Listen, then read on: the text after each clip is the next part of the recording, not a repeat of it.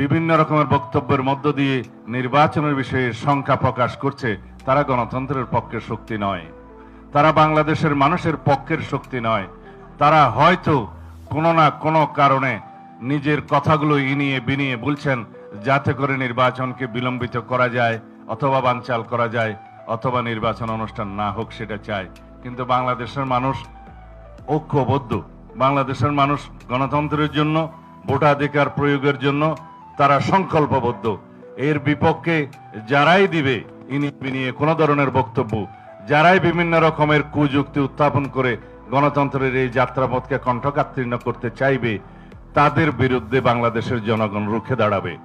এবং আমরা বিশ্বাস করি, আশা করি বাংলাদেশের জনগণ ভবিষ্যতে গণতান্ত্রিক উত্তরণের পথে যে কোনো রকমের বাধাকে অতিক্রম করতে সংকল্পবদ্ধ। সুতরাং সবাইকে অনুরোধ করব, সব গণতান্ত্রিক শক্তি, সব গণতান্ত্রিক রাজনৈতিক দলকে অনুরোধ করব, আপনারা যেভাবে ঐক্যবদ্ধ হয়েছিলেন ফ্যাসিবাদ বিরোধী গণতান্ত্রিক সংগ্রামে, সেই একই রকম ঐক্য নিয়ে আসুন আগামী নির্বাচনের জন্য। সুষ্ঠু শান্তিপূর্ণভাবে যেভাবে আমরা নির্বাচন অনুষ্ঠান করতে পারি সেইভাবে আমরা ঐক্যবদ্ধ থাকি, আলাপ আলোচনা করি এবং আমরা গণতান্ত্রিক উত্তরণকে